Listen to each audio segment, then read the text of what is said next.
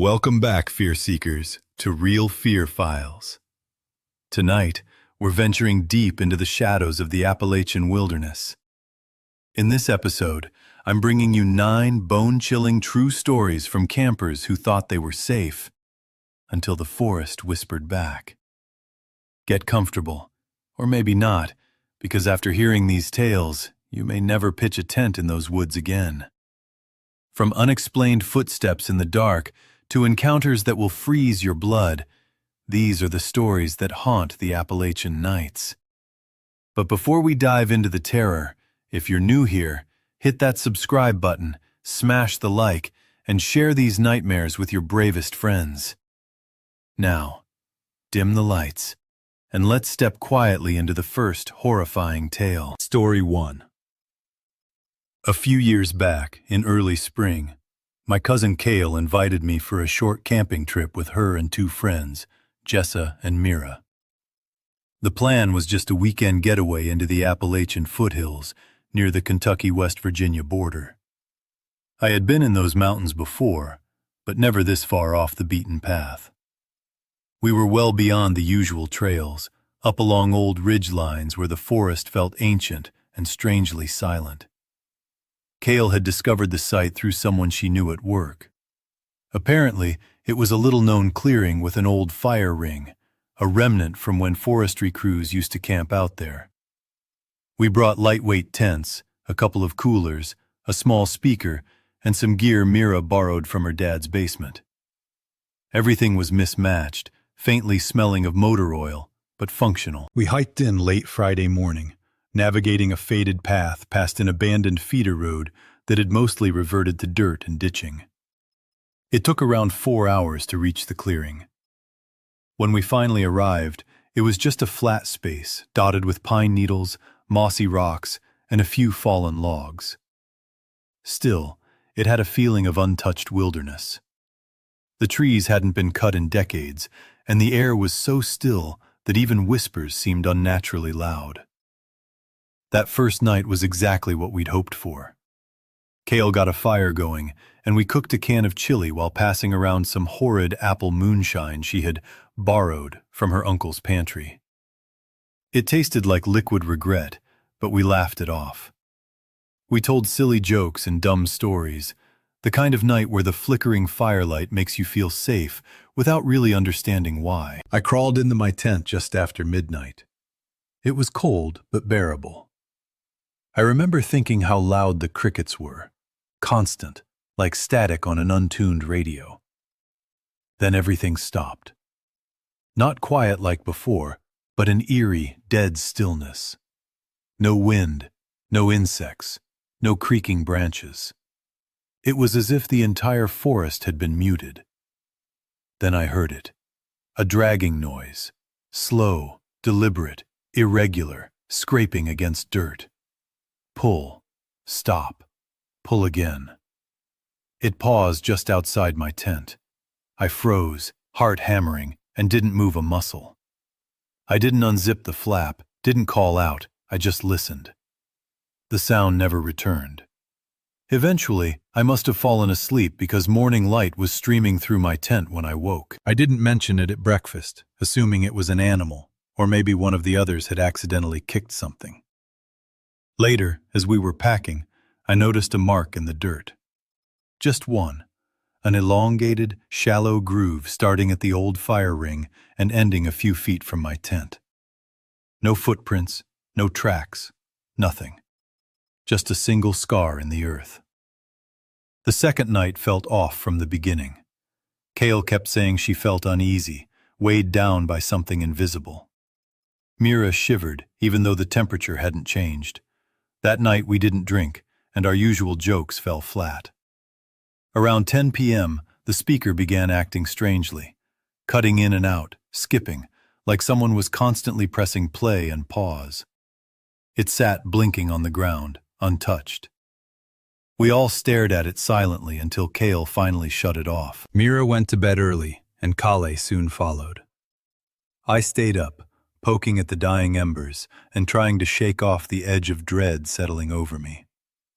The crickets had returned, but their rhythm was off. Too many abrupt stops, as if someone were flipping a switch on and off. I stood, stretched, and turned toward my tent when I heard it. A cough.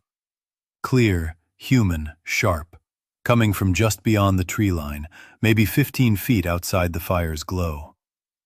I called out, "Hello?" but got no response. I grabbed the flashlight and edged to the clearing's boundary. The beam swept over empty trees and shadowed branches. Nothing. I didn't step further, just stood for a moment before retreating into my tent, hiding like a child under the covers. The next morning, I casually asked Kale if she had noticed anything strange overnight. She hesitated, then admitted she thought she heard faint voices, muffled, like a quiet conversation nearby. She assumed it was me and Mira talking, but Mira insisted she had been asleep the entire time. We sat in uneasy silence, each silently agreeing that no one wanted to stay another night. That evening, we began hiking out. Darkness and rough terrain didn't matter. None of us wanted to wake up there again. We packed our things, extinguished the fire, and waited for the last coals to cool. As Kale bent down to grab her final bag near the tree line, it happened again. The dragging sound, but this time it came from across the clearing. Scrape. Pause. Scrape. We all froze, straining our eyes toward the noise. There was nothing visible, only familiar trees and dirt. The sound, though, was unmistakable, too deliberate and slow to be a mistake. Mira grabbed her pack and started walking quickly. Kale and I followed, not bothering to tidy up or check the clearing. About halfway back to the feeder road, muddy and exhausted, we saw something ahead. At first, it looked like a person standing with their back turned, but as we approached, we realized it was slumped in the underbrush, twisted between two trees. It seemed as if something had been dragged there and abandoned. Kale shone her phone's flashlight on it. The light revealed a pale, weathered tarp tangled in low branches. For a moment, none of us said a word. We gave it a wide berth, keeping each other in sight all the way back. Not a single word was spoken until we reached the truck. When the gravel road appeared, I felt my jaw unclench for the first time in hours. Halfway back to town, Mira finally voiced what we had all been thinking. We weren't meant to be there. A week later, Kale sent me a screenshot from a local missing persons group. Someone had posted a photo found by a hunter, showing a small makeshift campsite along that same stretch of woods.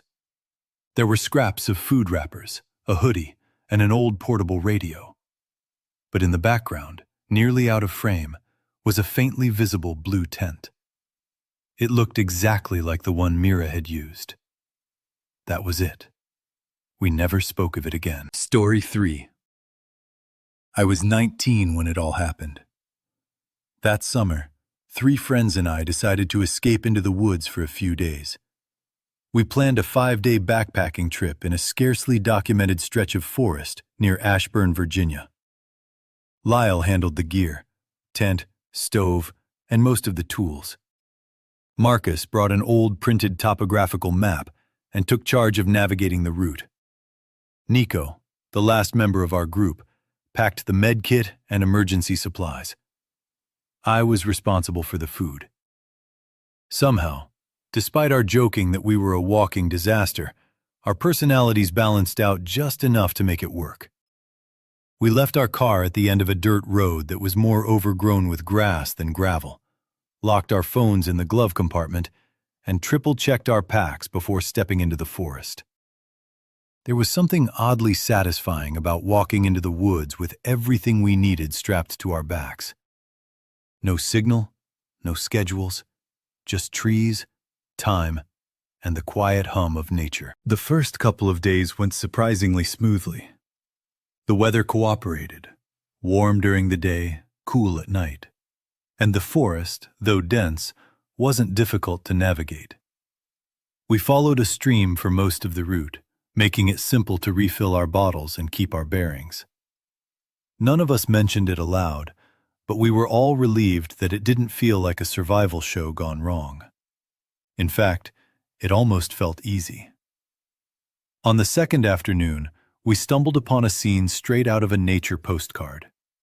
The trail dipped into a small, sloping clearing, dotted with large, moss-covered rocks and flat areas carpeted with pine needles. A narrow creek cut through the center, deep enough to soak your feet. It had that untouched quality, as if no human had passed through in years. Lyle looked around and immediately said, "We should stay here for 2 nights. Rest up, maybe try some fishing." Everyone agreed. We set up camp, cooked dinner, and settled around the fire until darkness truly fell. At some point, I grabbed the cooking pot and went down to the creek to rinse off the remains of our pasta. It was only about 30 yards from camp, close enough to feel part of the group, but far enough to be alone. I was crouched by the water, scrubbing the pot, when I heard a faint crunch behind me, like a light step on dry leaves. I spun around, expecting Nico to have followed me, but there was no one there. Only the trees, the shadows, and the stillness. I froze, listening intently. There was nothing. No footsteps, no breathing, not even birds calling. It felt as though the forest had paused entirely. When I looked back at the creek, the pot was gone. Just gone. I blinked, hoping I was imagining it, or that I had set it down somewhere else. I crouched and patted around the rocks as if it might have slipped into a crevice. But there was no clatter, no sign of movement. It was simply missing. I climbed back to camp, trying to keep my composure, assuming I'd left it further up the slope by mistake. Lyle and Marcus were still sitting by the fire, roasting the last of the marshmallows. I asked if either of them had come down to the creek. They looked at me like I was crazy. "You serious?" Lyle asked. "Why would we?" I explained the pot had vanished. Not misplaced, not fallen, it was just gone. They laughed initially, but the laughter died when I didn't join in. Nico emerged from the tent, rubbing his eyes, and joined our search. We spent roughly 40 minutes combing the area, under logs, around the rocks, even looking up in the trees in case some curious animal had moved it. Nothing. Eventually, we gave up. I was frustrated, but the fire was dying and night was setting in. We figured we'd deal with it in the morning, maybe improvise a new pot with foil if necessary. That night, I awoke shivering. Not the usual chill from a poorly insulated sleeping pad. This was bone-deep cold. My sleeping bag was zipped completely, yet I couldn't stop shaking. Slowly, I sat up, feeling around to see if the tent had shifted. Something felt wrong. The first thing I noticed was that the tent wasn't in the same orientation. We had set it facing the creek, but now the flap opened toward the woods. And it hadn't merely rotated. It was as if the entire setup had been repositioned. My boots were a few feet away from where I had left them. Lyall's backpack was flipped upside down, one strap dangling loose. The bear bag, which we had suspended between 2 trees about 10 feet off the ground, was completely gone. Only the rope remained, dangling as if untouched. I woke the others. Lyle emerged first, groggy and irritated, but his expression changed as soon as he took in the scene. Nico stared at the rearranged gear, then at us, saying nothing. We discussed what could have happened. A person? Perhaps, but none of us had heard a thing. No voices, no snapping branches, no footsteps, just an oppressive silence. We decided to pack up at first light and leave as quickly as possible. The tension was palpable, though no one spoke. We moved until we found a rocky ridge with fewer trees, more open sky. It felt safer somehow. That night, rain began to fall. We cooked our meal on a flat stone under a tarp, attempting to restore a sense of normalcy. The mood improved briefly, until Marcus looked up and said, "Wait, Didn't we hang 4 bags? There were only 3. Mine was missing. Rice, trail mix, jerky. All gone. Marcus tried to brush it off, claiming I must have left it at our previous camp in the rush to pack. I knew that wasn't true. I remembered securing it myself. No one argued, but we all understood the implication. Sleep was nearly impossible that night. Every small sound, a branch shifting, the tarp flapping in the wind, made me hold my breath. At one point, I could swear I heard footsteps tracing the edge of our camp, slow and deliberate through the underbrush. By the 4th night, Lyle suggested we set up 1-hour watch shifts. Marcus took the first shift. I was second. Around 1 a.m. he woke me, pale and tense, and whispered that he had heard a voice somewhere down the slope, just out of sight. It repeated a single word, slow and deliberate. He didn't smile or joke, just handed me the flashlight and retreated to his sleeping bag. I leaned back against a rock, eyes scanning the woods. Everything seemed unnervingly still. Out of the corner of my eye, I thought I saw a shape between 2 trees.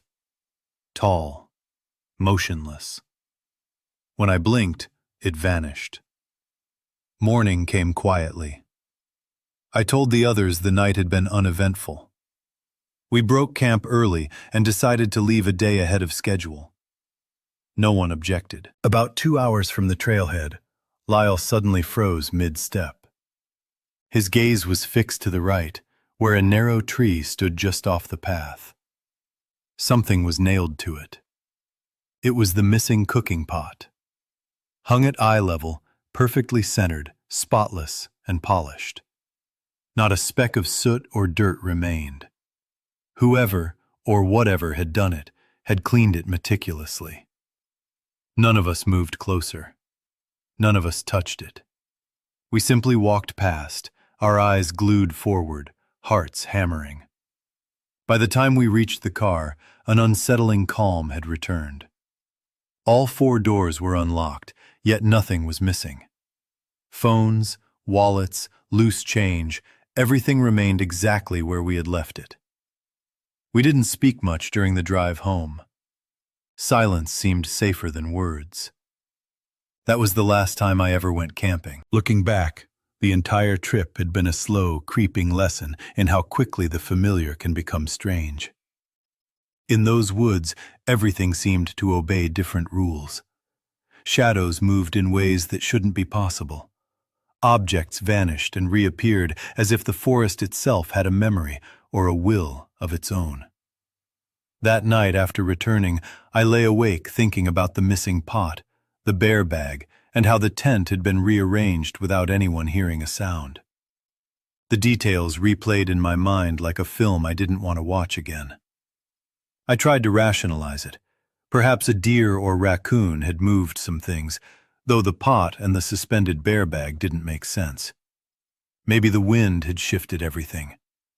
But no explanation accounted for the precise arrangement of the pot on the tree. I kept the memory to myself for years. Every time someone mentioned camping or hiking, a shiver would run down my spine. The woods weren't the same after that.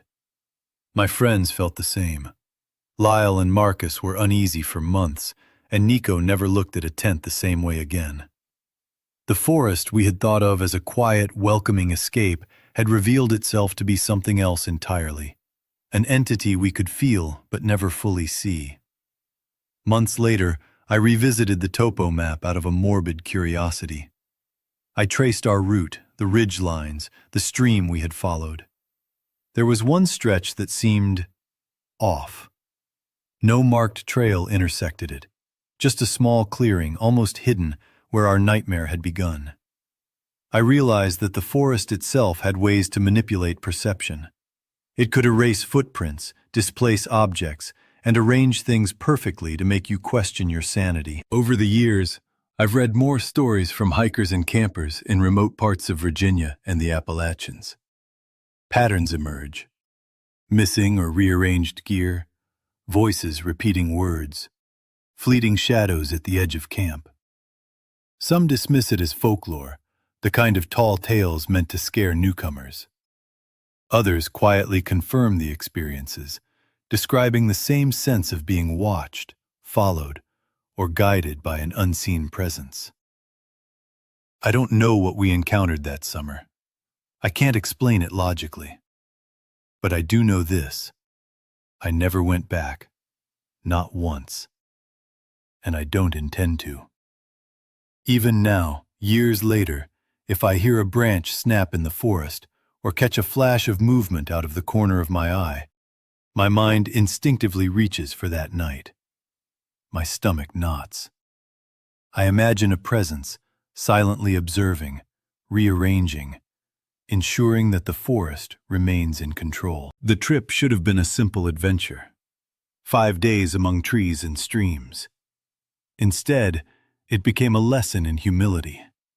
A reminder that the wilderness has its own rules, its own memory, its own will. And sometimes, the forest claims more than it should. We never spoke of that final night again. The tension hung unspoken between us for months. We continued to meet in other places, but camping? That chapter of our lives closed abruptly. Lyle, Marcus, and Nico eventually moved on, but the forest remained in my thoughts.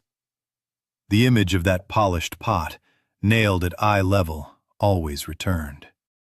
It was a silent warning, a message we couldn't decode. I've shared this only sparingly with close friends, mostly to gauge their reactions. Some think it's a prank or an exaggeration. Others nod silently, as if understanding without words. But those who have spent long hours in remote woods, the kind that remain untouched by maps or roads, know something different. There are places where the forest is alive in ways you can feel, even if you can't see. It watches, waits, and sometimes it leaves a reminder. A displaced object, a rearranged campsite, a simple message like a pot nailed to a tree. That summer changed me. I no longer take forests for granted. I no longer assume I'm alone, even in the quietest places.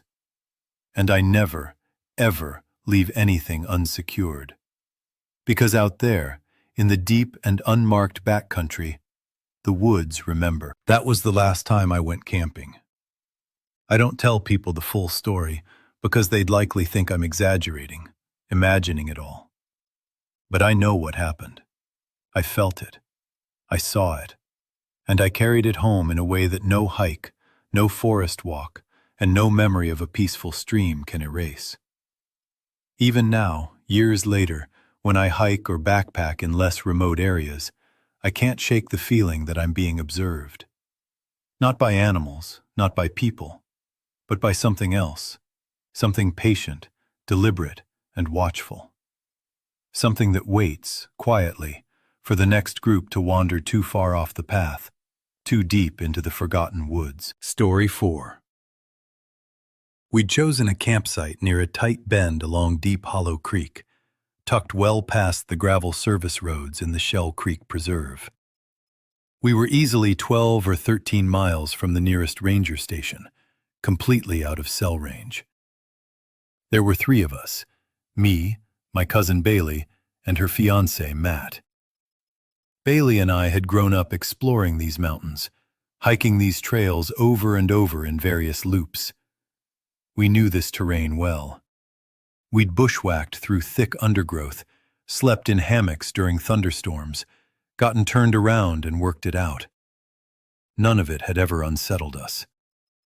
Matt, however, was new to this kind of backcountry. He'd done day hikes, maybe a cabin stay here or there, but nothing like this. No facilities, no marked campsites, just raw wilderness. He asked endless questions, joked about bears, and kept checking his pack multiple times, even though Bailey had already packed half of his gear for him. The first night passed without incident. Honestly, it was one of the smoother setups we'd ever done. We pitched our tents on a relatively flat stretch just above the creek, maybe 20 yards from the water's edge. The trees were close enough to give some cover, but spaced in a way that allowed decent visibility. We built a modest fire, cooked some instant noodles, shared a flask, and let the evening settle around us. Matt kept commenting on the stillness, not with fear, but with fascination. "It's strange," he said, watching the fire die down, "how the forest seems to exhale once the flames dim." I remember thinking the phrasing was odd, poetic even, but not alarming. By the second night, though, that same quiet had changed the tone in his voice. "Still no bugs," he remarked, staring at the fire. "No mosquitoes, no moths, nothing." Bailey rolled her eyes. "You'll complain when you get bit," she said, half joking. But I understood what he meant. The silence wasn't serene anymore. It was hollow, unnervingly empty. Out here by water, there should have been frogs, crickets, the occasional owl call. But there was nothing, not even a whisper of wind. We laughed it off, though there was a subtle tension threading beneath the surface. Sometime after midnight, I woke. I don't know what triggered it. One moment I was asleep, the next I was awake. My mind was alert, not panicked, just aware. I lay there in the dark for a while, waiting, listening for the reason I'd woken. Then I noticed the sound of water. Not the creek's faint murmur, the one we'd fallen asleep to, but sharper, closer. A clean, precise trickle, as if a faucet had been turned on quietly nearby. It wasn't loud, just controlled, rhythmic. It had an almost deliberate pattern. I sat up and peeked through the tent flap. The fire had burned down to a dull red ring of embers. Bailey and Matt's tent was zipped shut. Matt's boots still rested by the fire pit. Nothing appeared out of place.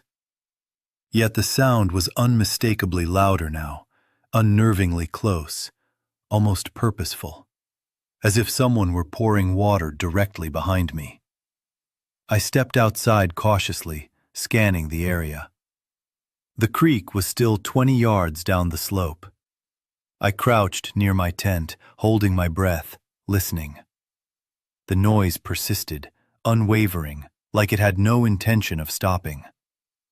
After a few tense minutes, I gave up trying to locate the source and crawled back into my sleeping bag. The sound lingered in my mind, looping like a faint echo I couldn't shake. The next morning passed quietly. No one mentioned the strange trickle. Not Matt, not Bailey, not me. Around lunchtime, while we boiled water for breakfast, Matt casually said, "I think I saw something last night." He didn't elaborate, didn't make it a big deal, just mentioned it in passing, staring at the steam rising from the pot. Bailey rolled her eyes. "Probably a deer, or one of your imaginary owls," she said, half smiling. Matt smiled back faintly, but that was the end of his remarks. No more comments about the quiet, no more casual observations. That evening, he built the fire higher than usual. He kept feeding it, despite my protests that we didn't need the extra heat. "Yeah, but I want the light," he replied simply, glancing downhill toward the creek as if anticipating something emerging from the shadows. After midnight, I heard the first zipper, the sound of Matt unzipping his tent. I assumed he was taking a bathroom break. But a few seconds later, I heard another zipper, my own tent. From outside, I froze. My hands were under the blanket, slick with sweat. I whispered, "Matt, nothing." I sat up and peered through the mesh. He wasn't near my tent, nor anywhere in the camp circle. Then I saw him standing about 10 feet away at the edge of the clearing. He faced the trees, back straight, arms at his sides, completely still. I unzipped a little more. "Matt, what are you doing?" I whispered again. He didn't respond. Slowly, he lifted one hand, signaling me to stop, not in a friendly gesture, but firm, deliberate. Then he took a single step forward. Bailey's voice cut sharply through the night. "Matt, what the hell?" She emerged from her tent, barefoot, hair tangled, half asleep and angry. He didn't react. He continued moving forward, deliberately, like a marionette controlled by some unseen force. She ran to him and grabbed his arm. That's when he turned. The motion was too fast, unnatural. His face. It was him, but not him. His jaw hung slack, not in surprise, but in a way that seemed detached from his body. His eyes were wide, unblinking, unfocused. A wet, low syllable came from his mouth, not words, just a guttural sound. Bailey shook him violently. He blinked once, then collapsed limply into the sleeping bag. Out cold. He didn't move, didn't speak, and slept through the rest of the night. By morning, he acted as if nothing had occurred, joking that we must have imagined it. Bailey didn't argue. She simply handed him her phone. She'd taken a few photos with the screen to light the way while chasing after him. One of the pictures captured him from behind. Just over his shoulder, barely visible through the trees, was something else. Human-shaped but distorted, stretched between two trunks, thin, veined, and missing any head or face. It seemed to collapse in on itself while still holding a semblance of form. We didn't linger.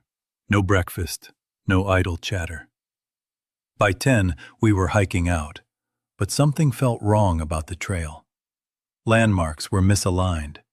We passed the split boulder from the first day, then the crooked birch with the rope swing, both of which we should have already passed hours before. Bailey triple-checked the topo map. "This doesn't make sense," she said. "We've been here already. We're not just lost. We're looping." Matt stopped walking. He didn't speak at first, then whispered, "I think we're being followed." I asked why, but he simply stared at the tree line. That's when I saw it. A hand creeping around a tree about 30 feet up the slope. Not a normal hand. Too long, too many joints, moving unnaturally, as if without bones. Matt's face was pale. "It's copying us," he said. We ran. Straight into the trees, shoving through limbs, climbing rocks, crashing through undergrowth. I lost track of how long we ran. Suddenly, gravel. The roar of a passing car. We burst from the forest like animals, breathless, covered in mud and burrs. Bailey flagged down a passing pickup. The driver didn't ask questions, he just drove. They moved out of state within the month. Matt barely slept for weeks, convinced he could still hear dripping water in the walls of their new home. I went back once, only to the edge of the preserve. The creek was the same, the bend unchanged, moss-covered rocks in place. But the trail was gone. After that first glance at the empty trail, a strange unease settled over me. Everything looked familiar, yet wrong, as if the forest had rearranged itself overnight. Trees that should have been in one spot appeared shifted, the undergrowth subtly denser in some areas, and the path itself seemed narrower, more tangled. The creek curved in the same direction, mossy rocks glinting under the sun, but it all felt like stepping into a mirror version of the trail, a place that belonged to the same world but obeyed different rules. We pressed on, still shaken, moving faster than necessary. Bailey kept checking the map, muttering to herself about landmarks, trying to piece together what had happened. Matt followed behind, silent, eyes darting constantly toward the shadows that seemed to stretch longer than they should. There was no wind, no birds, no familiar forest sounds. It was as if the woods had pressed pause on everything alive. Every step felt monitored. I'd glance at the trees and convince myself I was imagining movement, only to see a branch twitch just out of sync with gravity, like it had been nudged by an invisible hand. The sunlight slanted differently, sharper in some places, softer in others, as though the forest itself was warping perception to keep us disoriented. By mid-afternoon, we stumbled into another bend of the creek that neither Bailey nor I remembered from previous hikes. The water was the same crystal green, the rocks slick with moss, yet there was a subtle wrongness, a pattern in the stones, the way the moss clung unnaturally to the trees, forming angles that didn't feel random. Bailey checked the map again. "This isn't possible," she said quietly. "We haven't left the trail. But we should have passed this point hours ago." I slowed, glancing uphill at the tree line. That's when I noticed it again. A shadow, elongated and strange, moving along the ridgeline. It wasn't a deer or bear, too tall, too deliberate. And then, just above it, fingers appeared, curling slowly around a tree trunk like the ones we had seen the night before. They weren't human. Their joints twisted unnaturally, bending in ways that shouldn't exist. Matt's voice was low, trembling. "It's still with us." I didn't argue. We continued walking, quicker now, heartbeats drumming in sync with the crunch of leaves underfoot. Every small sound, the snapping of twigs, the scuff of rocks, made us jump. The forest was alive with subtle movements, things disappearing just as soon as we turned to look. By the time we reached another clearing, the sun had started its descent. Bailey suggested we rest for a few minutes, but the moment we stopped, the air thickened. It wasn't just heavy, it felt sentient, like we were being observed by something patient, deliberate, and omnipresent. Matt was the first to notice the faint glint of light through the trees. A reflective surface, just a flicker, barely there. He froze, nodding toward it. "That's not the sun," he said. I scanned the trees but could see nothing solid. The reflection vanished, leaving only the dim light through the canopy. A low, wet sound reached us from deeper in the woods, like someone dragging a heavy limb, slow, steady, purposeful. We didn't speak. We didn't argue. We didn't breathe louder than necessary. Eventually, the trail began to straighten, the landmarks slowly aligning with what the map predicted. Relief began to settle, though it was tempered with caution. Every step felt precarious, as if the forest could alter reality at any moment. When the gravel of the service road finally came into view, we stopped, gasping. Mud-caked, scratched, and wild-eyed, we emerged from the trees like we'd been spat out by the woods themselves. Bailey flagged down a pickup, the driver barely asking questions before speeding us out of the area. We didn't look back. The forest had made its point, and we didn't want to test it again. Back home, Matt was jumpy for weeks. Every creak of water, every drip in the sink made him flinch. Bailey and I tried to maintain normal routines, but we too felt the lingering weight of the woods, an invisible presence that refused to leave. The creek, the bend, the strange shadows, none of it faded from memory. Months later, curiosity got the better of me. I returned to the edge of Shell Creek Preserve, carefully, just to see. The creek was unchanged. The moss-covered rocks and the bend were identical to what I remembered. But the trail had vanished. There was no sign of where we had emerged. No markers, no footprints, nothing that indicated human passage. Just the forest, silent and complete, as though it had reclaimed everything. I've thought about that night constantly since. The distorted hand, the peculiar movement, the strange noises, and the way Matt had been taken over, even temporarily. It all points to something in the backcountry beyond explanation. I tell the story carefully, never exaggerating, but those who have spent long stretches in the remote wilderness nod knowingly. There are places untouched by maps, by human logic, by the ordinary flow of time.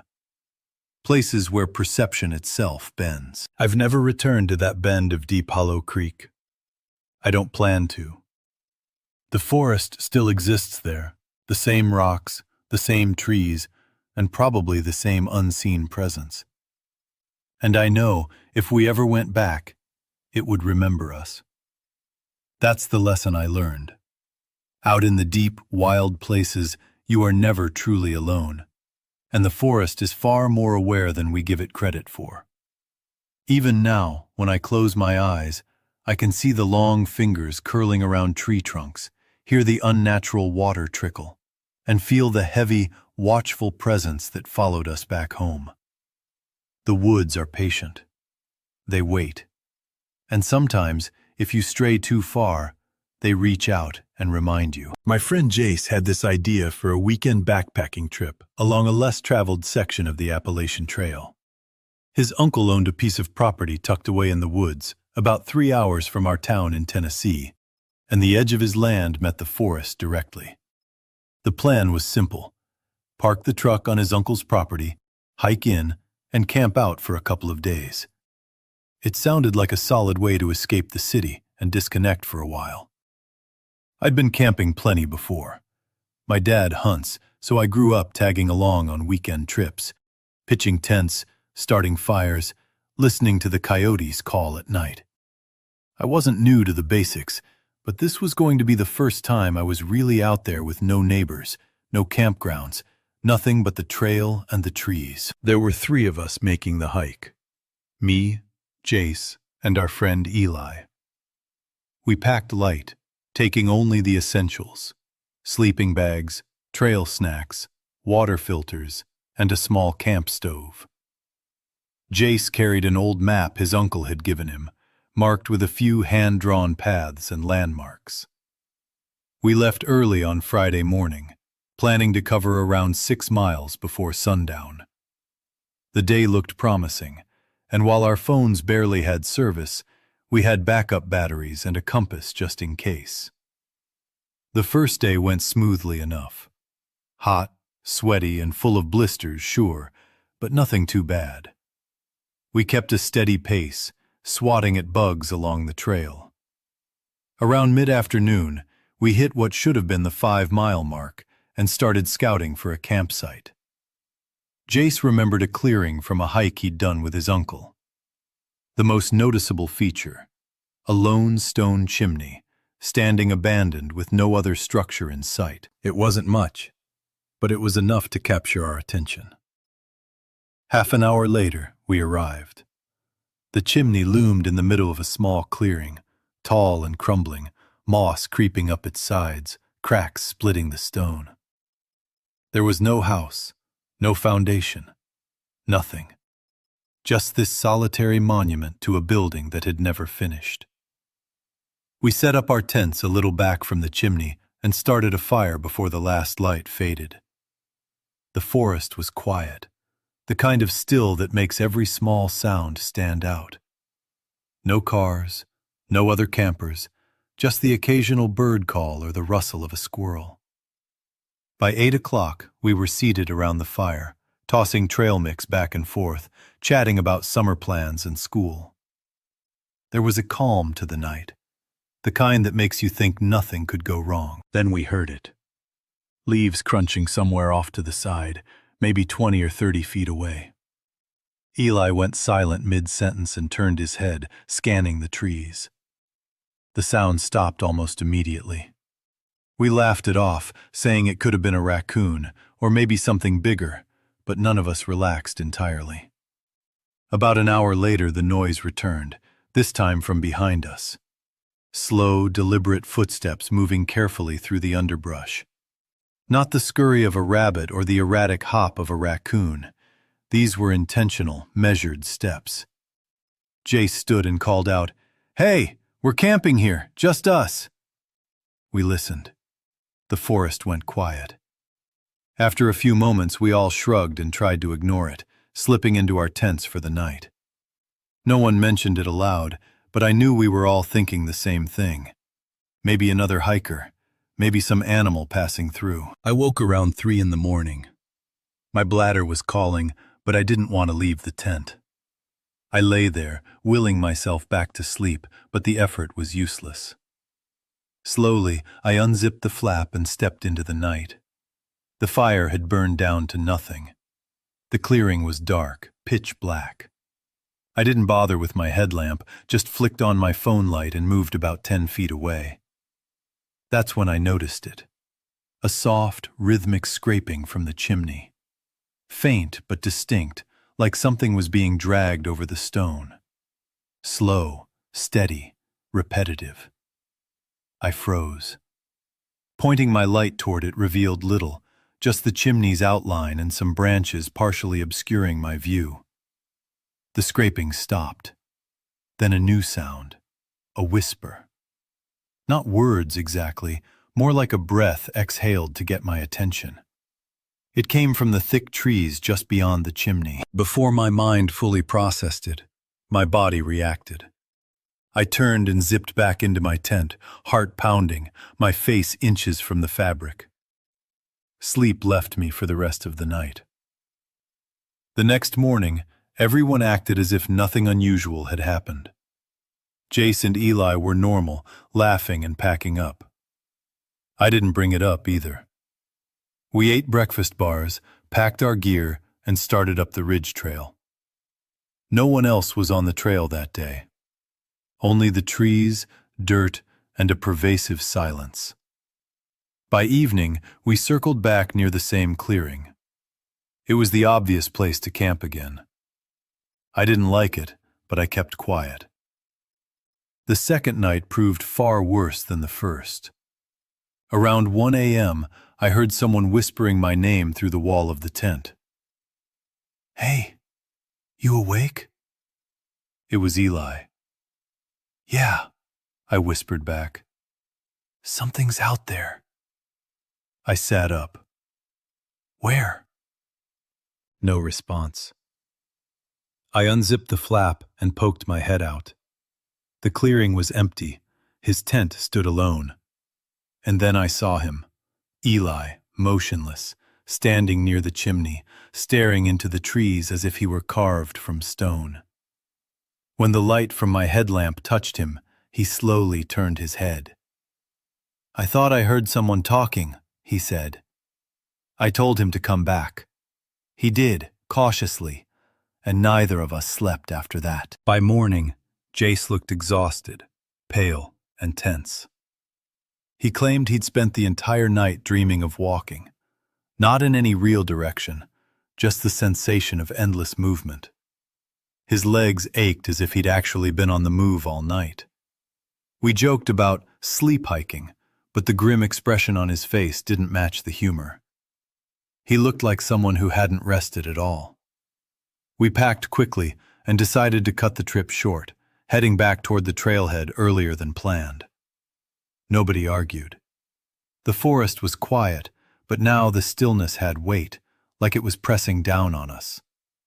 About half a mile down the path, I realized my pocket knife was missing. I must have dropped it near the fire pit, I thought. I told the others I'd jog back to retrieve it. They weren't thrilled, but I promised 10 minutes max. I retraced our steps along the trail, slipping back into the clearing. The fire pit lay cold and empty, but the chimney loomed as it had the night before. That's when I froze.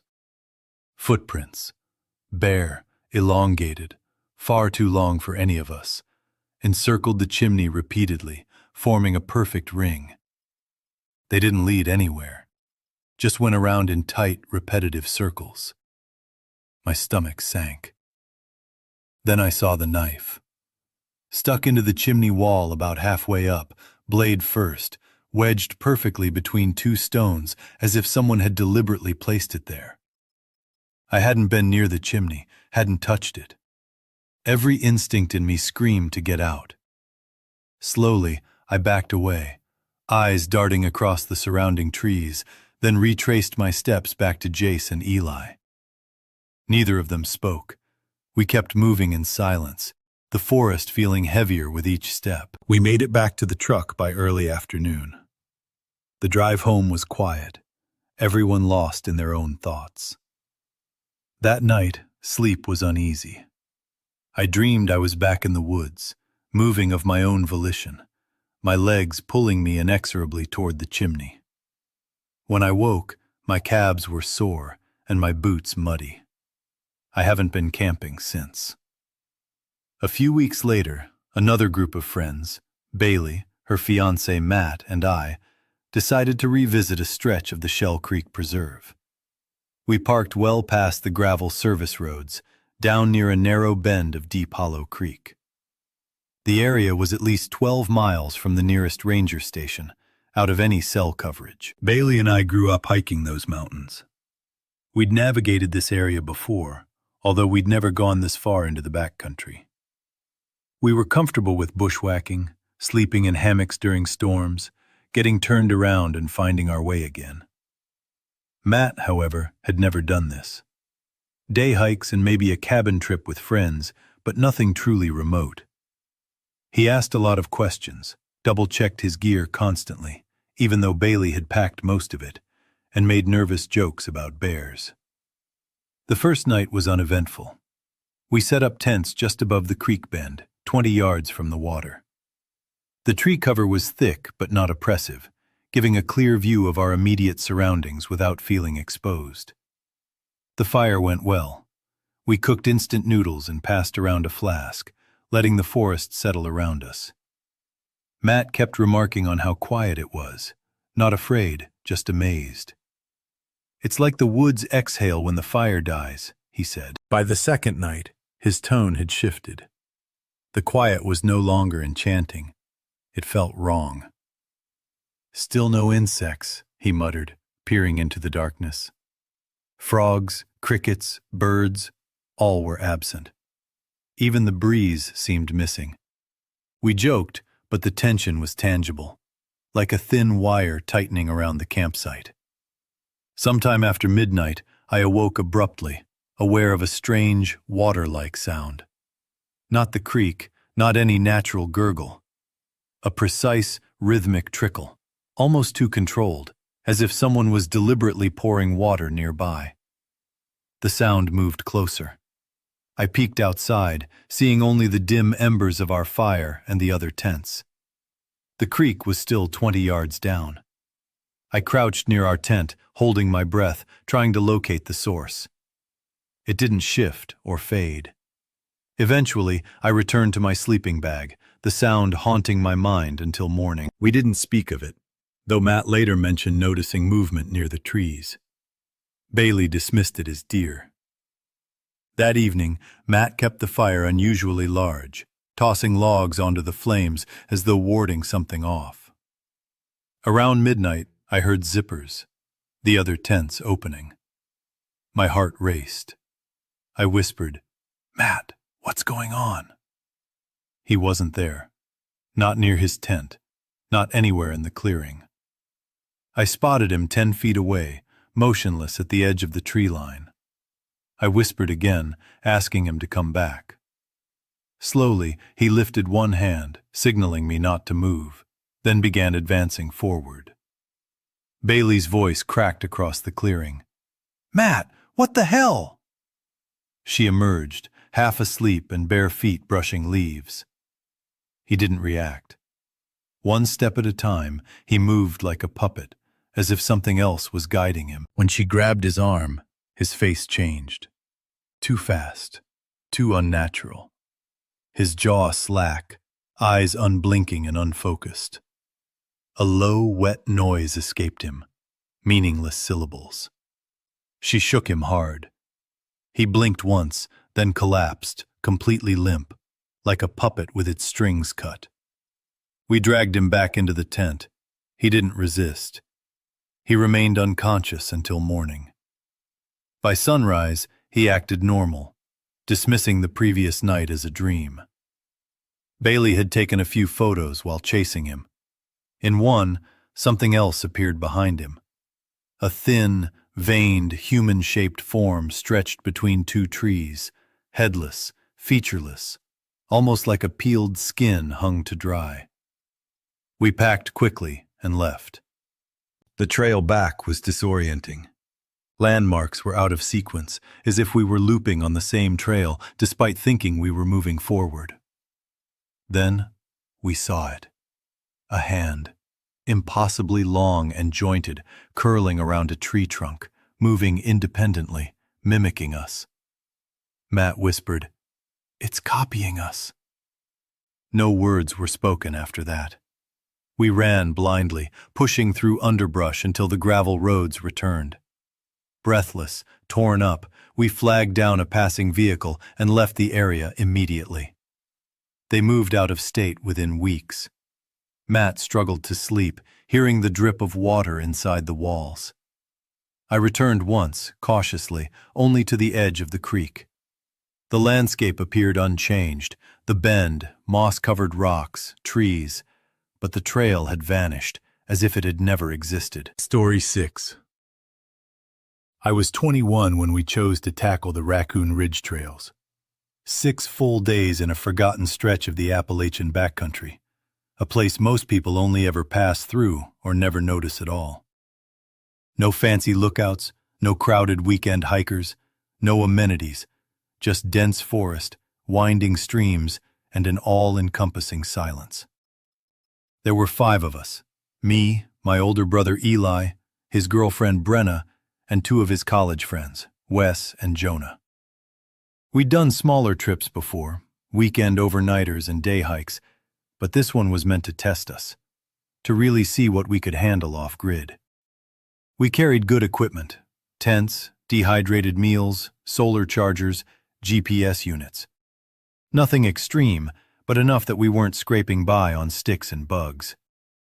Still, when we crossed into the area locals call Old Jack's Fold, cell service vanished completely. No bars, no sporadic signal, just the paper map, the compass, and Wes confidently swearing he remembered a route from some blog he'd read online. By day 3, we had covered around 14 miles. Everyone was tired but manageable. Feet ached, joints creaked, blisters had formed in spots, and our pace had slowed, but the mood stayed light.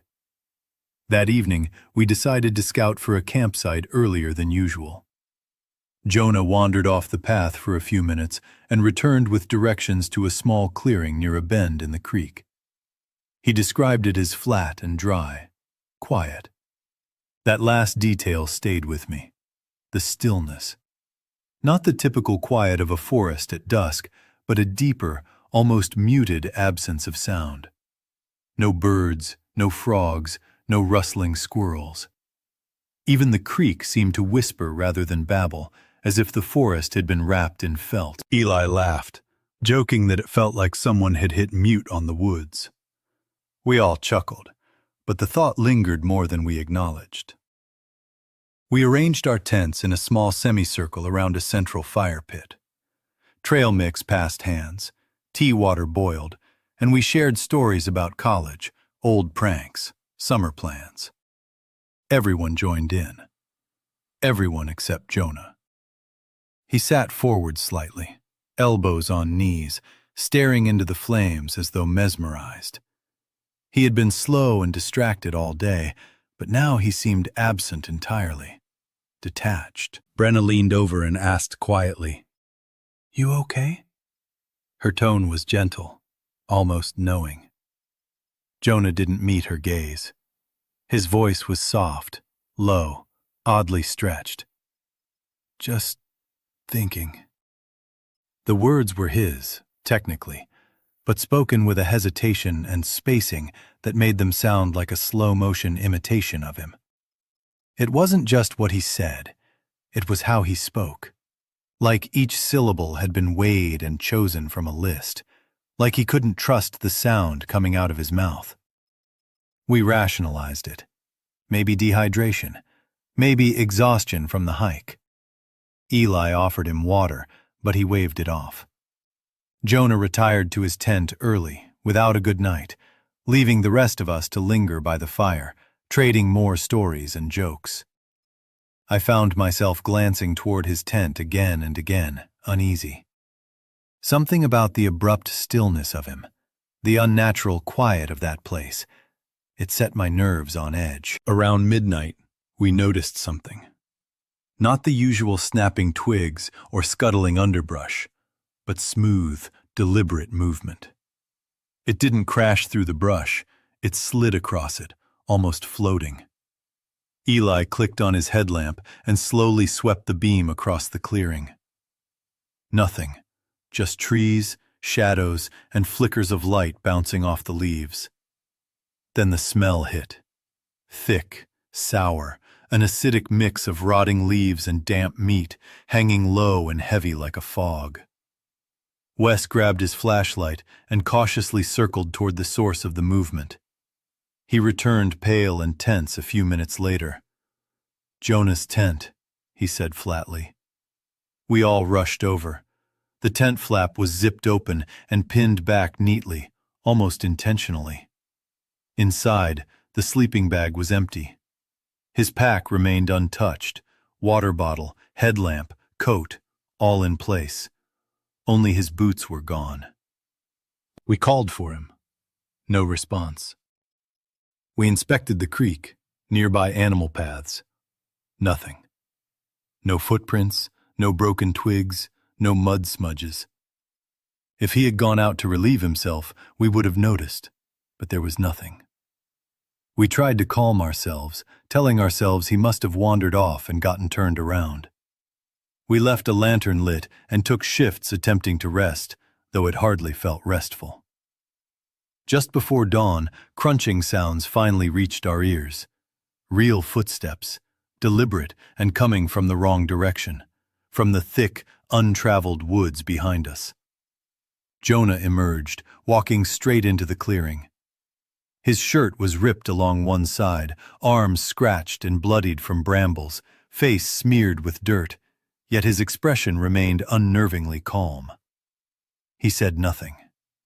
Eli demanded, "Where the hell have you been?" Still silent, Jonah walked past everyone and sat by the cold fire pit, as if the previous evening had been a normal conversation. Wes crouched beside him, voice shaking. "What happened?" Jonah blinked once and said flatly, "I wasn't supposed to come back." No one knew what to say. Eli asked, "Come back from where?" Jonah slowly lifted his gaze. "She's still out there," he said, and then lay down in the dirt, motionless, refusing to explain further. He didn't move for the rest of the night, didn't cover himself against the cold, didn't speak. Morning arrived, and he behaved as if nothing had happened. No memory of leaving the tent, no memory of scratches or dirt. He laughed when we asked about it, as if we were teasing him. I checked his boots while he ate. They were caked in dried mud, compacted, dark, but inside perfectly dry. Not a trace that he had been near water or creek beds. That night we camped 2 miles east, closer to the trailhead. Still deep in the woods, but somehow safer, less watched. After sunset, we heard the voice. A woman's voice, not shouting, not whispering, just chanting Jonah's name. Slow, deliberate, rhythmic. It didn't echo. It didn't move. It filled every direction at once. Brenna started crying. Eli called back, thinking someone might be in danger, but the voice didn't respond. Jonah froze, utterly still, tuned entirely to the sound. After 10 minutes, it stopped abruptly, like a record lifted from a turntable. We packed in silence and began moving, exhausted and unnerved. Within 5 minutes, we collapsed against trees, unable to go further. No one slept. Mid-morning, a park ranger appeared. His name tag read Maddox. He asked if we had camped near the river. Someone had reported distant yelling the night before. We told him the facts. He nodded slowly, then said, "You camped near Old Bend, right?" We confirmed. He sighed. That trail used to cut through burial grounds. Strange things have been reported. Voices, movement, people returning different than they went in. They call her the Crooked Eye Woman. He offered no further explanation, just cautioned us to stay on marked paths and avoid unlisted trails. We ended the trip early, packed up, and drove home in silence. Jonah slept most of the way, murmuring in his sleep. We drove the rest of the morning in a quiet daze. Jonah mostly unresponsive, muttering incomprehensibly in his sleep. When we pulled into town, the woods felt impossibly distant, though the memory of them pressed heavy in our minds. The week after, none of us could talk about the trip without that thick tension crawling back into our chests. A month later, Eli suggested we return, not to hike, but just to peek at the trail from a distance. I wasn't thrilled, but curiosity gnawed at me.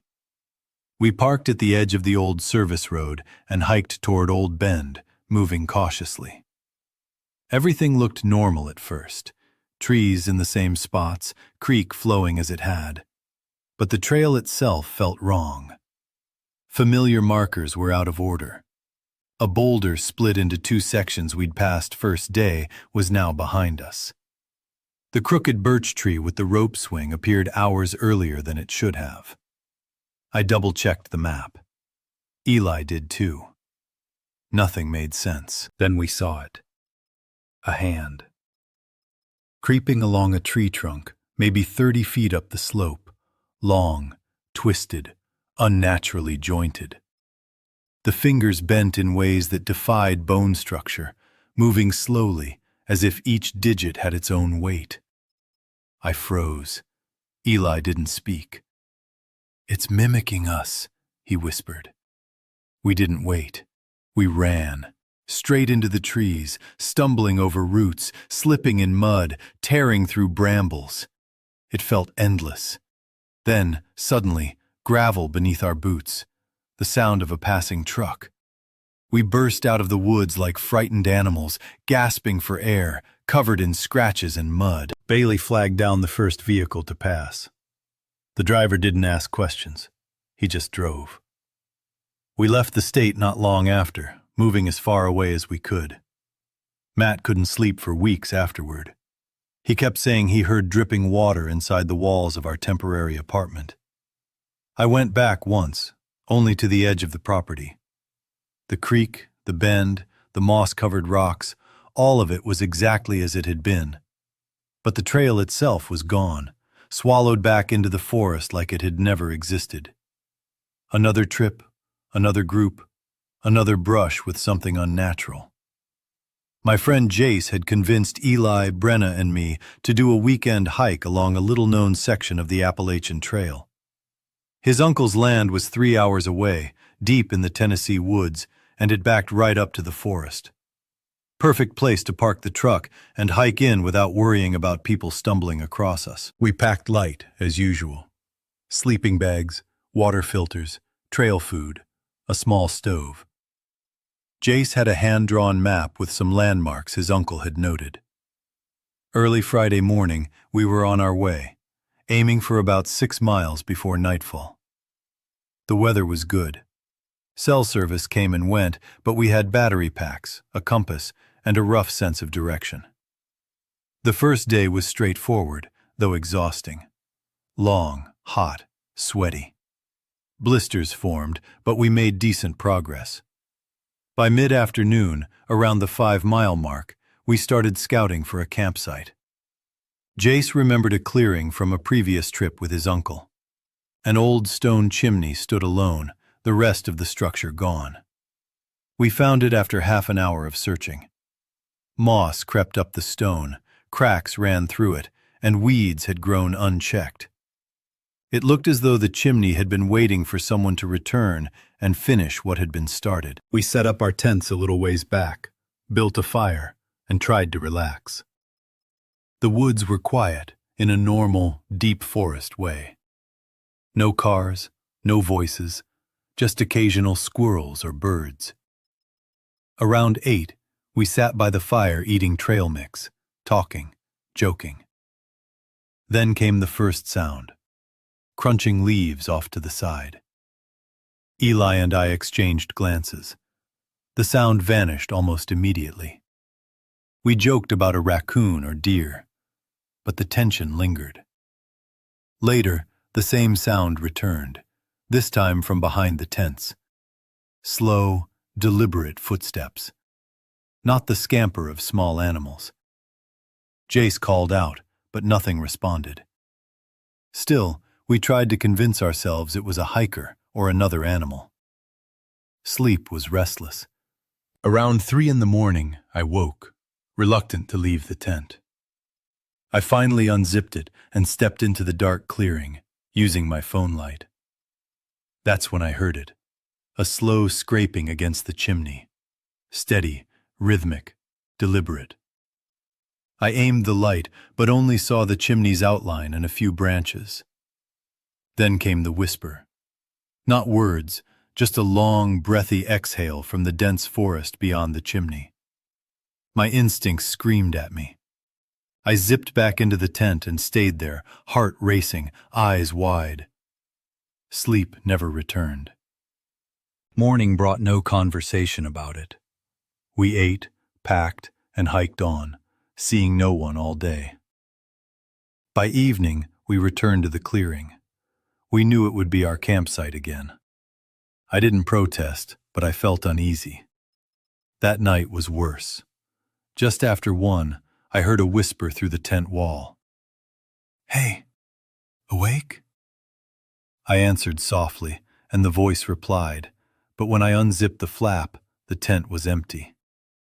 Eli had wandered off, standing frozen near the chimney, staring into the trees. When I motioned him back, he moved slowly, almost as if his body wasn't entirely under his control. Neither of us slept again. By morning, he was exhausted, complaining of soreness from walking endlessly in his dreams. He joked about sleepwalking, but the expression on his face betrayed him. We packed and hiked out early. Half a mile down the trail, I realized my pocket knife was missing. I jogged back to the fire pit and found it lodged in the chimney, halfway between stones. Surrounding it, long, narrow footprints circled endlessly, far too large for any of us. I stepped back, scanning the trees, and returned to the group silently. We reached the truck by afternoon and drove home without stopping. That night, my dream repeated itself. My legs moved on their own, drawing me back into the woods, toward the chimney. When I woke, my calves ached. My boots were muddied as if I had walked in my sleep, but I hadn't left the room. I haven't camped since.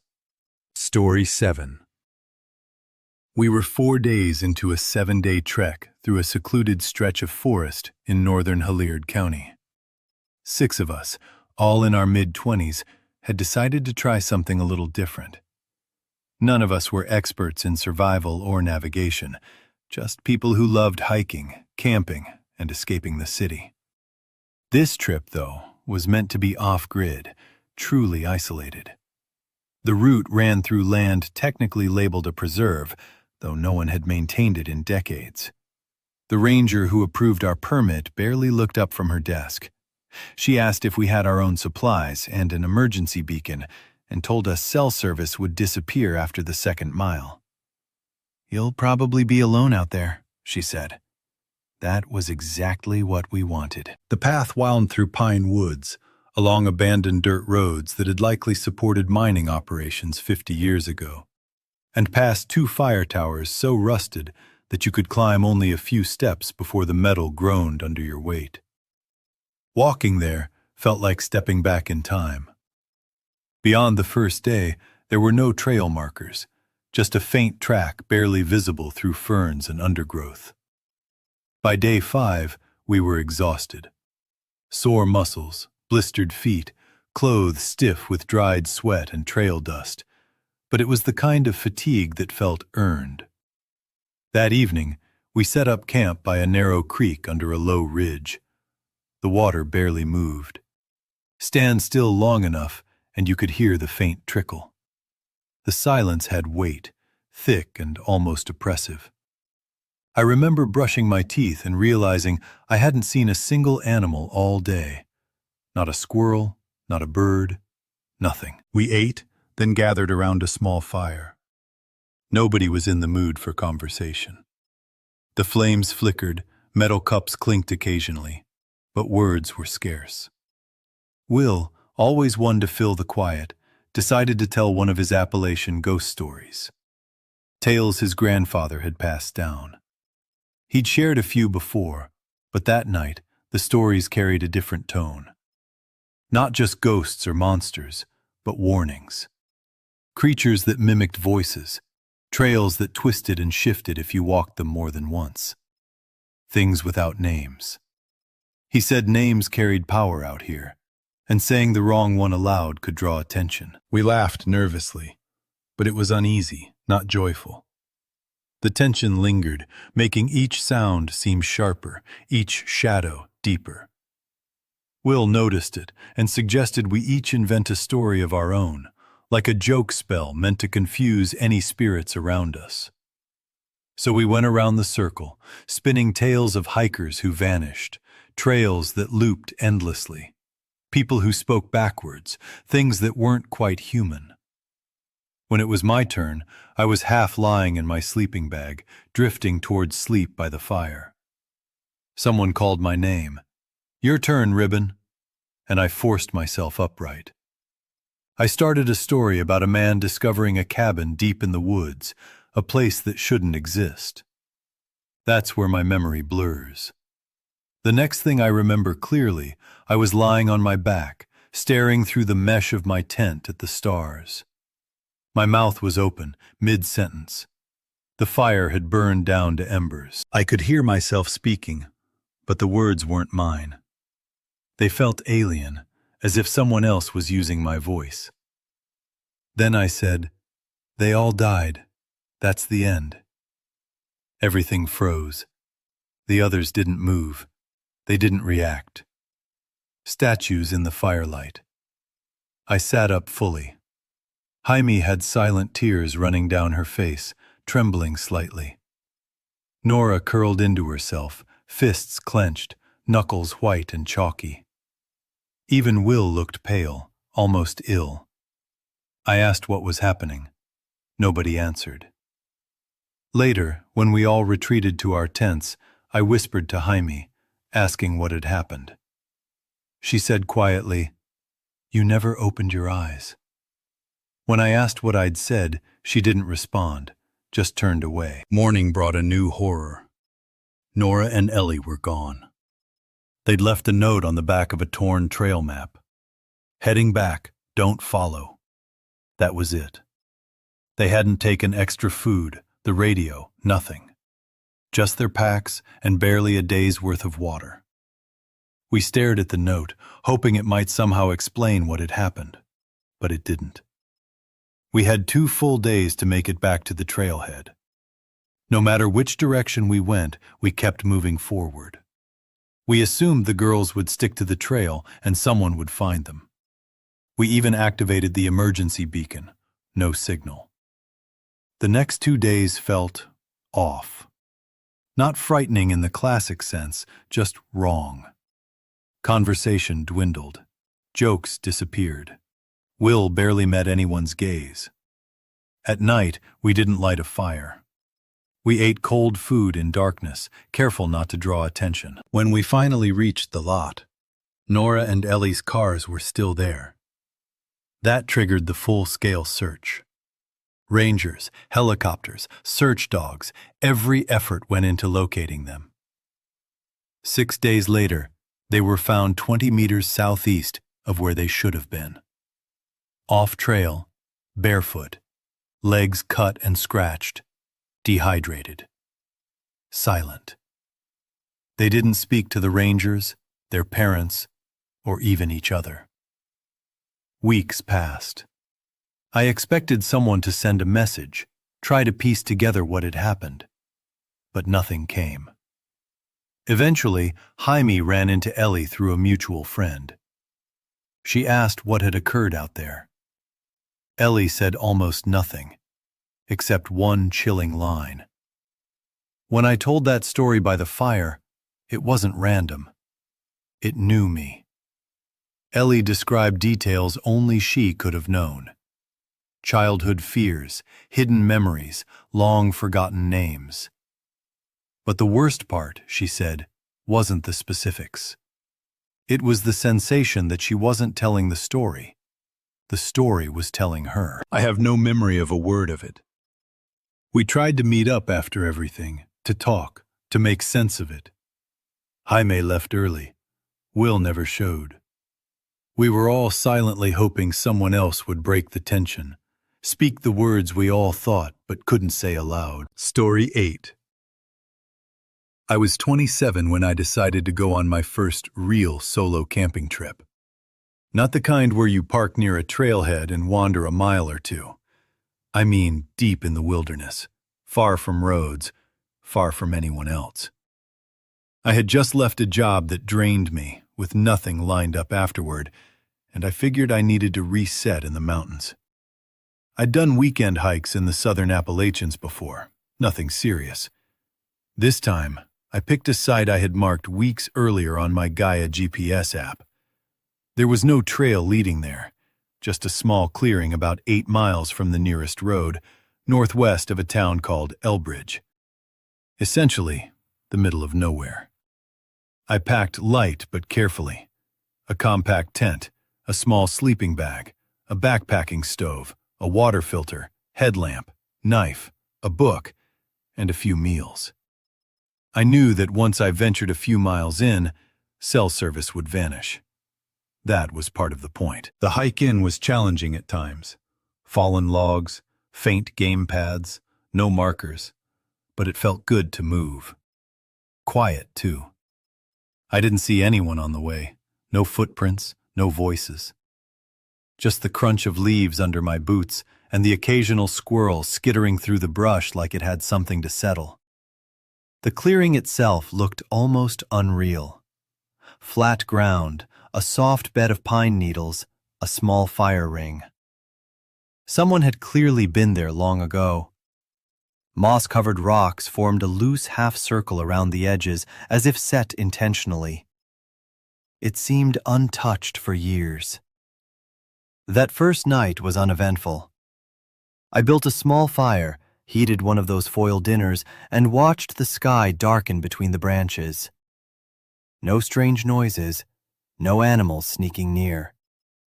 I went to bed early, listening to the wind sigh through the trees, probably asleep before 9. Morning brought golden sunlight filtering through the canopy. The forest was still quiet, except for the distant pounding of a woodpecker somewhere to the left.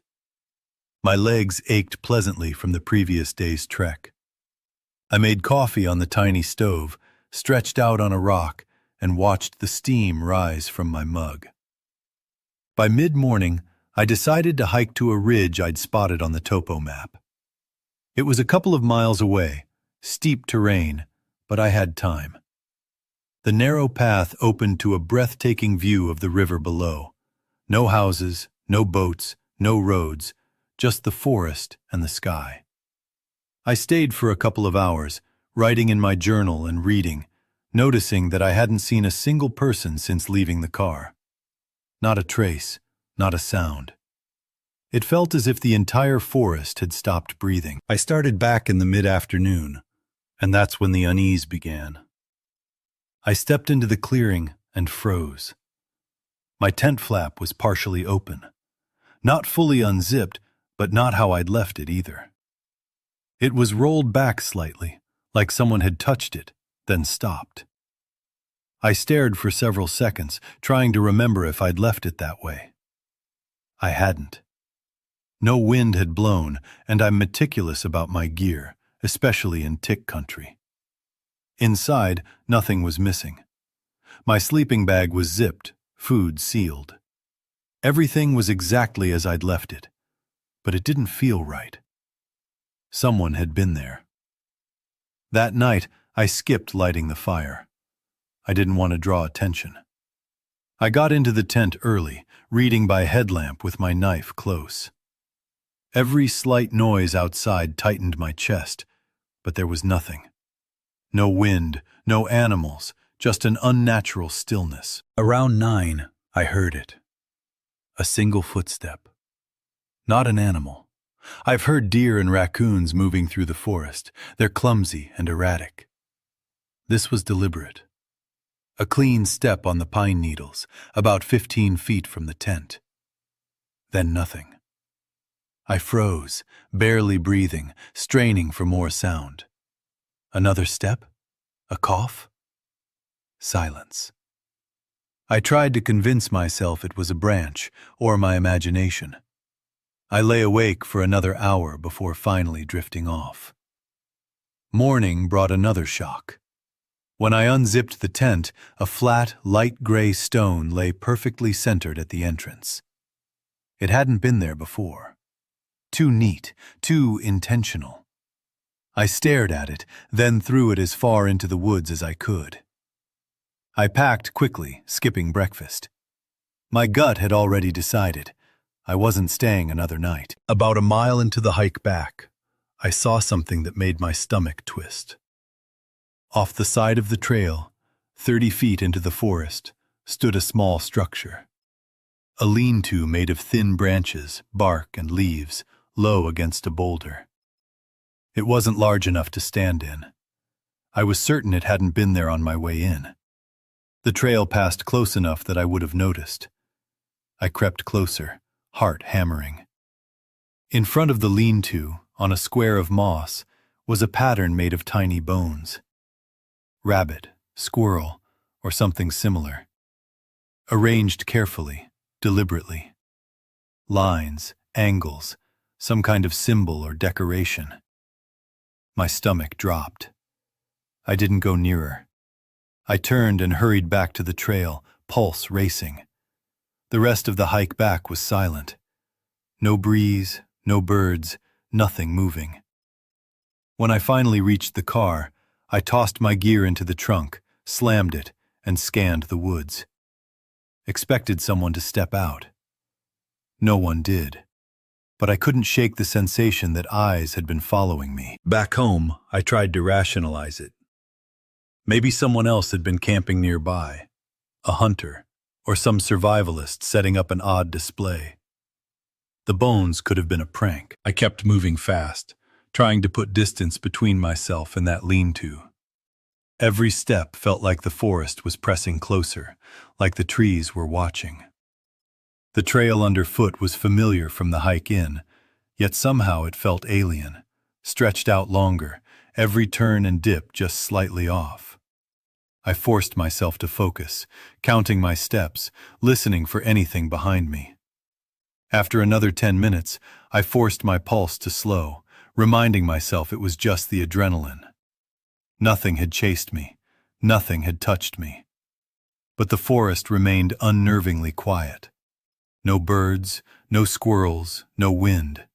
Just the steady crunch of my boots over needles and dry leaves. As I approached the last half-mile, the faint hum of distant traffic reminded me of the world beyond the woods. Relief washed over me, but unease didn't fully release its grip. I kept glancing into the tree line, expecting shadows, expecting movement, but the trees were empty. The lean-to and the bone pattern weren't following me, weren't chasing me, but I felt as if they were still there, lingering just outside my vision. By the time I reached the car, I was breathing heavily and drenched in sweat from both the hike and the tension. I threw my pack in the trunk, slammed the doors, and sat behind the wheel for a few minutes, scanning the tree line as if to confirm it was truly empty. No movement, no footprints, nothing. I started the engine and drove without looking back, my hands tight on the wheel, heart still racing. The ride home was quiet. I didn't make calls or stop for food. Every mile of road felt like it was lifting a weight off me, but the memory of the lean-to and the arranged bones clung stubbornly. I tried rational explanations. Maybe someone had built the lean-to recently and left the bones as part of some ritual or prank, but the thought didn't make me feel safer. Once home, I unpacked my gear, inspected it, and cleaned the small stove and water filter. Everything was intact, untouched, which was comforting in a way, but the image of the bones stayed burned in my mind. I tried to convince myself I had imagined it, that fatigue and isolation had played tricks. Yet, The stone at my tent's entrance remained vivid, too precise to have been coincidental, too deliberate to be random. I couldn't shake the feeling of being watched, not just in the forest, but after leaving it. That night I slept lightly, waking to every small noise, my mind replaying the hike, the lean-to, the arranged bones. I kept a knife next to the bed, though I knew logically it was pointless. Every creak, every rustle made me tense. I felt like someone, or something, had marked me, followed me home in a way that had nothing to do with physical presence. In the following days, I avoided the woods entirely. Hiking felt different now, the calm isolation I'd sought replaced by an awareness that the forest could conceal things I couldn't understand. I couldn't even bring myself to return to the Appalachian trails I knew well. The memory of the clearing, the lean-to, and the bones haunted every hike I took afterward, every quiet moment I spent outside. I talked to a few friends about the trip, carefully omitting details that sounded too strange. They didn't press, assuming I'd run into another hiker or an elaborate prank. I wanted to believe that too. But something inside me knew the truth, or at least, the truth as it had unfolded to me out there. The woods weren't just empty. Something had been present. It had observed, perhaps even interacted, in ways I could neither explain nor prove. Over time, I started noticing subtle signs around me in other forests, patterns that seemed deliberate, shadows that felt purposeful, the odd stone out of place. Rationally, I know most of it is just the mind replaying fear, but I can't shake the certainty that there are places in the wilderness that hold awareness, that some things leave a mark on you simply by existing near you. I never returned to that clearing. I marked it off on my map, blocked it out in my mind, and avoided any route that might take me within miles. It wasn't fear alone. It was recognition. Some places are better left alone, some encounters best left unexamined. And that clearing, with its moss, its perfectly centered stone, its lean-to, and the small bones arranged in quiet patterns, will forever be one of those places for me. I sometimes think back to that first night, lying in my tent, hearing the single footstep in the silence.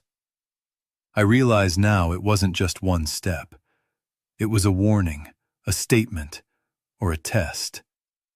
I don't know. But it changed me.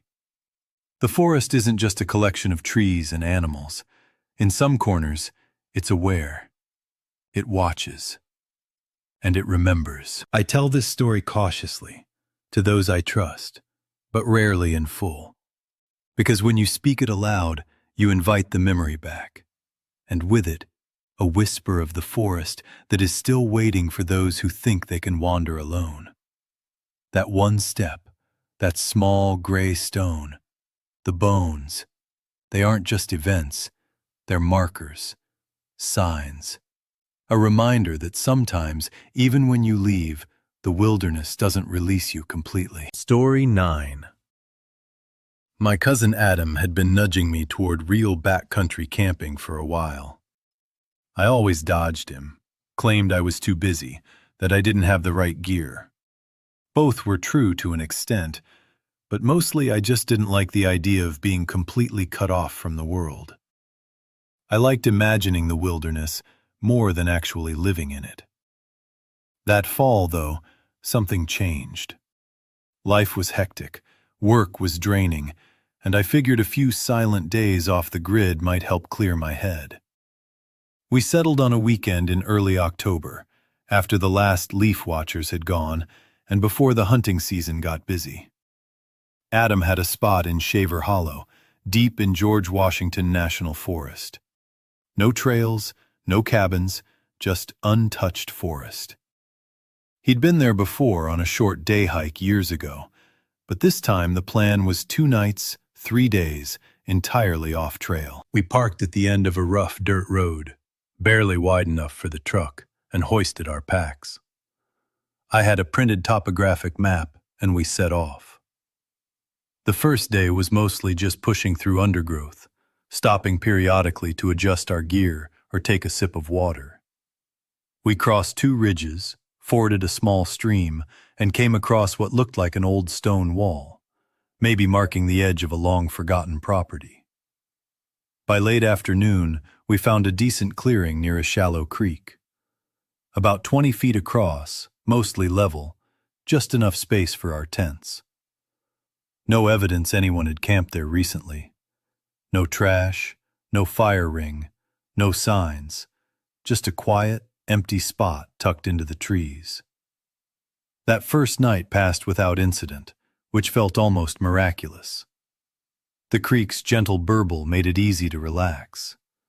I fell asleep early, not even bothering to wait for the stars to appear through the treetops. The next morning, after a quick breakfast, Adam decided to fish along the stream. I wasn't in the mood to sit still, so I headed out on my own. A ridgeline to the west looked like it might offer a decent view. I grabbed my water bottle and set off. The hike was fairly gentle, but the underbrush thickened, rocks were uneven, and the terrain dipped suddenly in places. I followed a faint deer trail for a while, but it eventually disappeared into nothing but trees. That's when I first noticed the stone stacks. 6 rocks, perfectly balanced in the middle of a half-cleared patch. At first, I didn't think much of it. Hikers leave stacks like that sometimes, but these felt off. The stones were pale gray, almost white, smooth from water, and we were nowhere near a stream that could have shaped them. They didn't belong. I left them alone and kept walking. 10 minutes later, I stumbled across another stack, smaller and slightly tilted, nestled in a hollow surrounded by pine needles and rotting logs. Unease crept in. Maybe Adam had built these on a previous trip as a joke, but he would have mentioned it, and the spacing made that unlikely. A few minutes after that, I found a third stack. 2 stones were cracked, moss-covered, leaning against a tree that had clearly been struck by lightning at some point. The split in the trunk was jagged, unnatural. I stood staring at it for a long time, taking it all in, when I realized the forest had gone silent. No birds, no wind, not even the creek's faint murmur. I hadn't noticed it fading, it was simply gone. The woods were holding their breath. I turned and made my way back to camp. When I arrived, Adam was crouched by the fire pit, poking at it with a stick. He asked about the ridge, and I gave a vague, "Fine." I didn't mention the stones. I think part of me wanted to believe it wasn't strange, to ignore the unease crawling up my spine. That evening, things started feeling off.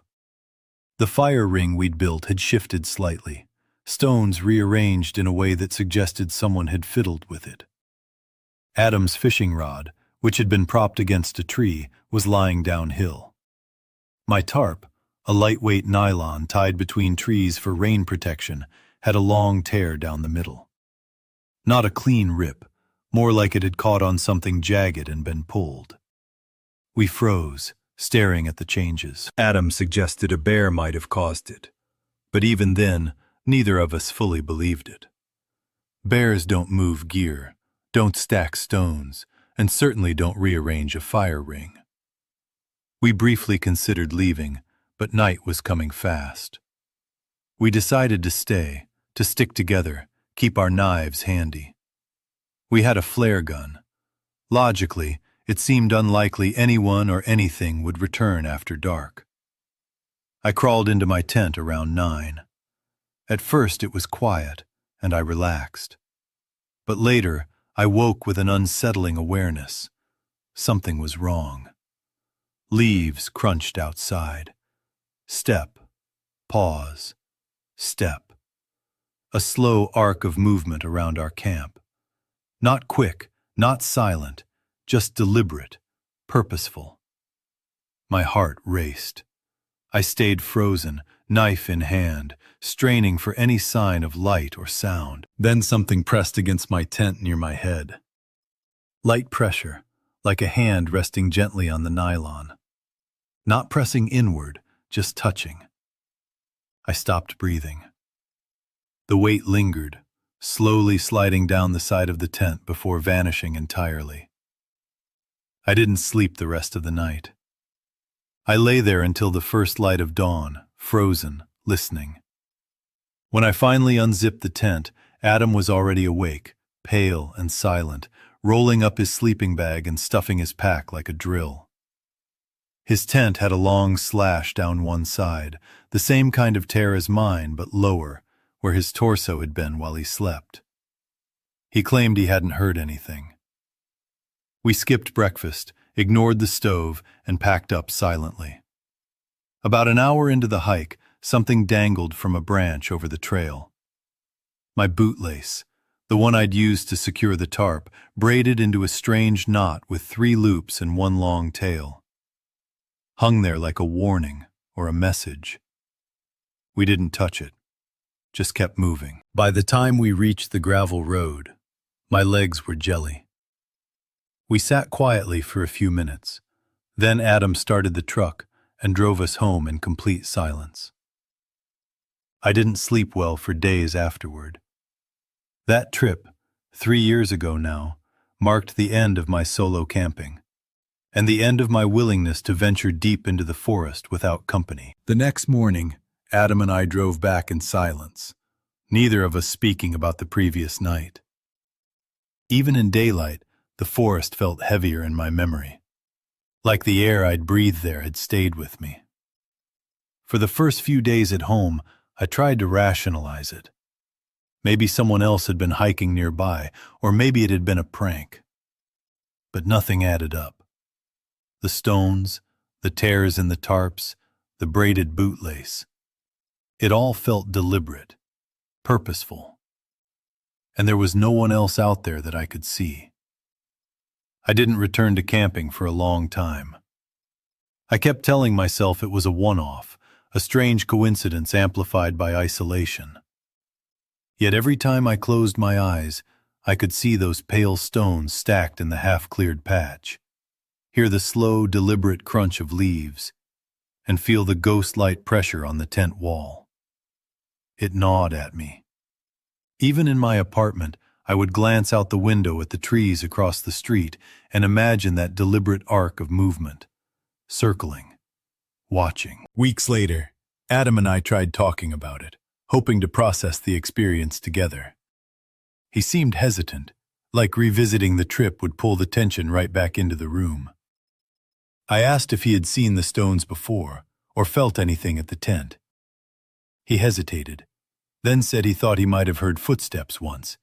Maybe, but couldn't be sure. It was vague, but the look on his face said it all. The forest had done something to us, and we had no explanation. That winter, I started having vivid dreams. They weren't nightmares in the traditional sense, but they felt like echoes of the forest. In them, I was back at Shaver Hollow, moving through the undergrowth, trying to find the clearing again. I would see the lean-to, the lightning-split tree, the pale stones. Every time, I felt the same weight in the air, the same deliberate silence, and always the feeling that someone, or something, was observing me, shaping the forest around me. The more I tried to brush it off, the more I noticed odd little things in my daily life. A misplaced shoe, a window left slightly open I was sure I'd closed. Shadows moving just at the edge of my vision. It was subtle, but constant. I told myself it was stress, the aftermath of isolation, or just paranoia. But deep down, I knew it was something else. Something from those woods had left a trace, an imprint I couldn't erase. When spring came, I tried to hike again, hoping that lighter trails and company would reset my sense of normal. I brought a friend, stayed on well-marked paths, and avoided forests like Shaver Hollow entirely. Still, I noticed myself scanning every shadow, listening for the crunch of leaves in unnatural patterns, noticing how stones fell, or didn't fall, exactly where they should.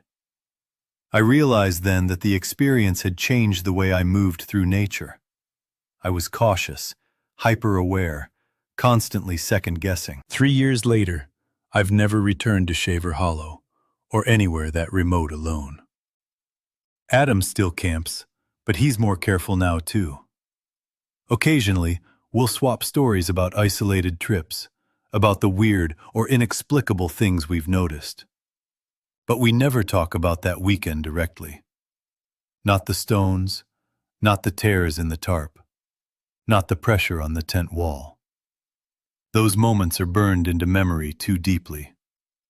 Even now, I can picture it vividly. The forest holding its breath, the stack of pale stones perfectly balanced, the slow, deliberate footsteps moving in an invisible arc around me.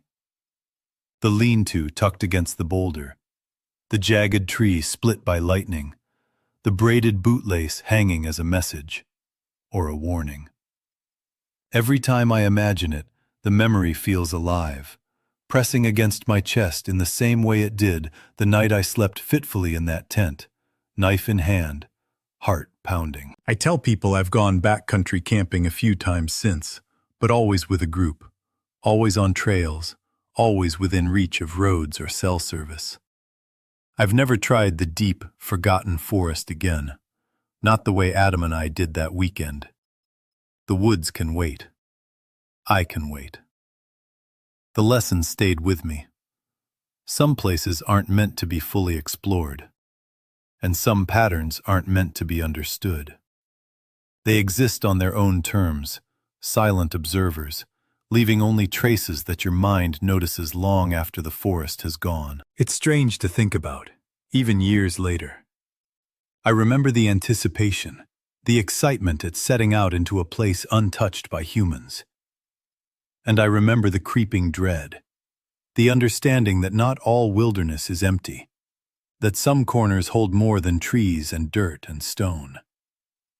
That weekend was supposed to be a reset, a chance to clear my head and recharge.